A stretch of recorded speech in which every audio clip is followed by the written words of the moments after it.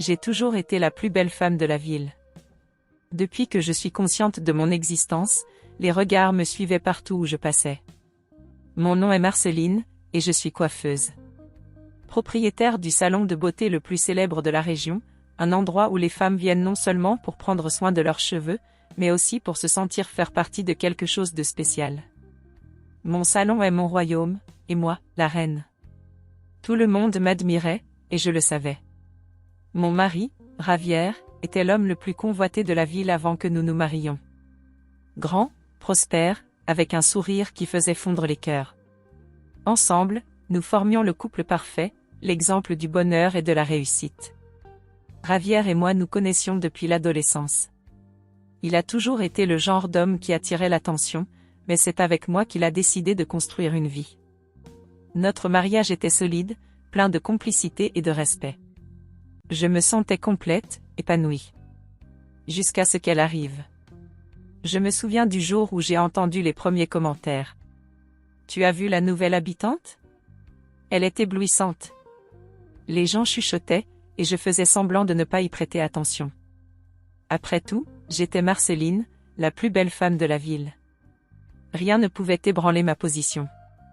Mais, peu à peu, les chuchotements sont devenus plus fréquents.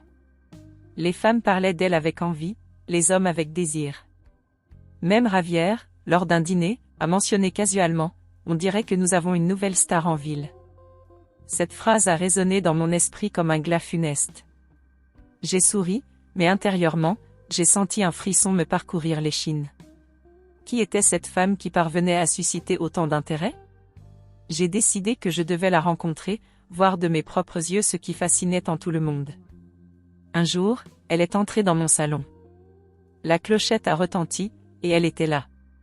Grande, élancée, avec un visage qui semblait sculpté par un artiste. Ses cheveux étaient longs et soyeux, comme des fils d'or.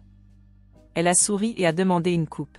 « Je veux quelque chose de moderne, qui attire l'attention », a-t-elle dit d'une voix douce et marquante. J'ai accepté, mais intérieurement, je bouillais de rage. Comment osait-elle entrer sur mon territoire, demander mes services comme si elle n'était qu'une cliente parmi d'autres ? À ce moment-là, quelque chose en moi a changé. Je ne pouvais pas permettre qu'elle me prenne ce qui m'appartenait. Pendant que je coupais ses cheveux, j'ai observé chaque détail de son visage. Elle était vraiment belle, mais il y avait quelque chose dans sa beauté qui me dérangeait profondément. C'était comme si elle connaissait le pouvoir qu'elle avait sur les autres, comme si elle s'amusait de l'attention qu'elle recevait. J'ai décidé que je devais agir. Je ne pouvais pas la laisser continuer ainsi, voler ce que j'avais acquis avec tant d'efforts. C'est alors qu'une idée a commencé à prendre forme dans mon esprit. Une idée perverse, mais qui me ramènerait au sommet. À la fin de la coupe, elle s'est regardée dans le miroir et a souri, satisfaite. « Tu es incroyable, Marceline », a-t-elle dit, sans savoir ce que je planifiais. J'ai souri en retour, mais mon sourire était faux. Les jours suivants ont été torturants. Sa présence dans la ville semblait planer sur moi comme une ombre. Partout où j'allais, les gens parlaient d'elle. « Tu as vu Esmeralda ? Elle est tout simplement éblouissante. » Les mots résonnaient dans mon esprit, et je ne pouvais pas m'en débarrasser. Même Javier, toujours discret, a commencé à la mentionner plus souvent. « Elle semble être une bonne personne », a-t-il dit un soir, pendant que nous dînions. J'ai failli m'étouffer avec ma nourriture. Comment pouvait-il dire une chose pareille ? Au salon, les clientes ne cessaient de parler d'Esmeralda. « Elle a un style incroyable », disait-elle. Et ses yeux ? Ils semblent pénétrer l'âme. Je souriais et acquiesçais, mais intérieurement, je bouillais de rage. Je ne pouvais plus supporter cela. J'ai décidé que je devais agir. C'est alors que j'ai commencé à planifier ma vengeance. Je ne pouvais pas la blesser physiquement, mais il y avait d'autres moyens de détruire quelqu'un. Et je savais exactement comment le faire. J'ai cherché des produits capillaires qui pourraient causer des dommages irréparables. J'en ai trouvé un qui, utilisé en grande quantité, pouvait entraîner la chute totale des cheveux. C'était parfait.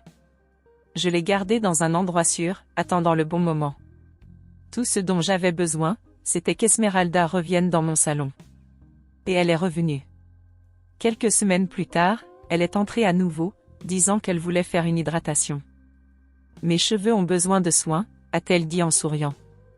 J'ai souri en retour, mais mon cœur battait la chamade. C'était ma chance.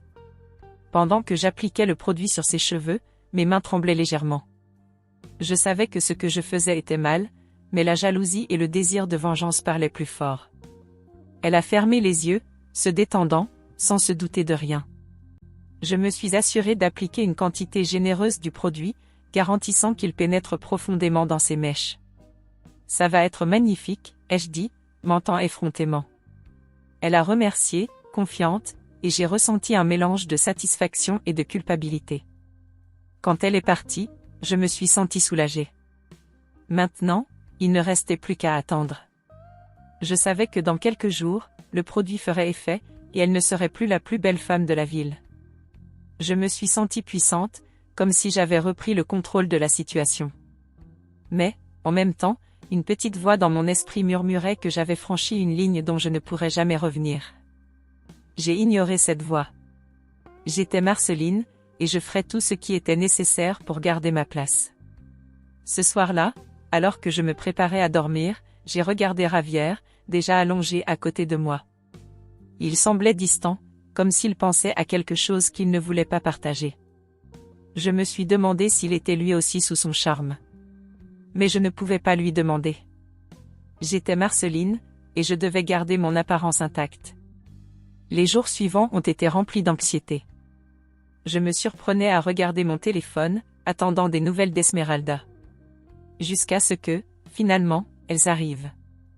Une cliente est entrée dans le salon, parlant avec étonnement. « Tu as vu Esmeralda ? Elle est chauve. On dirait qu'elle a eu une réaction allergique à un produit. » J'ai feint la surprise, mais intérieurement, j'ai ressenti une vague de satisfaction. Ça avait marché. Maintenant, elle ne serait plus la plus belle femme de la ville. Les nouvelles se sont répandues rapidement. Tout le monde commentait l'état d'Esmeralda. Certains riaient, d'autres avaient pitié, mais tous s'accordaient à dire qu'elle n'était plus la même. Je me suis sentie victorieuse, mais en même temps un peu mal à l'aise. Ce que j'avais fait était irréversible, et je savais que je porterais ce secret pour toujours. Mais, au moins, j'étais de nouveau la plus belle femme de la ville. Ravière, cependant, semblait inquiet. « C'est dommage ce qui est arrivé à Esmeralda, a-t-il dit un soir. Elle était si belle. » J'ai senti un poignard transpercer mon cœur. Pourquoi parlait-il encore d'elle ? J'étais sa femme, celle qu'il avait choisie. Pourquoi ne pouvait-il pas simplement l'oublier ? Mais je n'ai rien dit. J'ai juste souri et acquiescé, feignant de partager sa compassion. Au salon, les clientes ne cessaient de parler de ce qui s'était passé. « Pauvre Esmeralda, disait-elle. Elle doit être dévastée. » Je m'assurais de paraître solidaire, mais intérieurement, je ressentais une satisfaction morbide. J'avais repris ma place, et rien d'autre n'avait d'importance.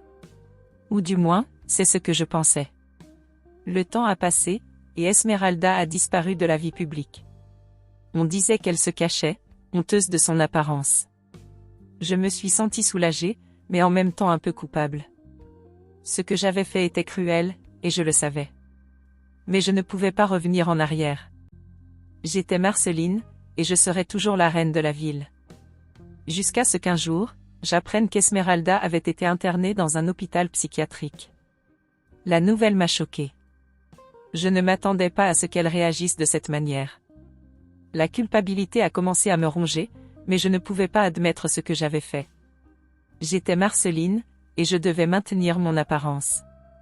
La nouvelle de l'internement d'Esmeralda s'est répandue dans la ville comme une traînée de poudre. Les gens chuchotaient dans les coins, certains avec pitié, d'autres avec une curiosité malsaine. « Elle a perdu la raison, disait-il. Elle n'a pas pu supporter la perte de sa beauté. » J'écoutais ces commentaires avec un nœud dans la gorge. Je n'avais jamais imaginé que ma vengeance aurait des conséquences si dramatiques. Esmeralda, qui était autrefois admirée de tous, était maintenant vue comme une figure tragique, presque pittoresque. Et moi, Marceline, j'étais la seule à connaître la vérité derrière sa chute. Avec le temps, la ville semblait avoir oublié Esmeralda. Les gens continuaient leur vie, et je suis restée la plus belle femme de la ville, propriétaire du salon de beauté le plus célèbre, épouse d'un homme prospère. Parfois, je me demande si ça en valait la peine. Si je pouvais revenir en arrière, est-ce que je ferais tout cela à nouveau? La réponse vient toujours comme un murmure sombre, oui.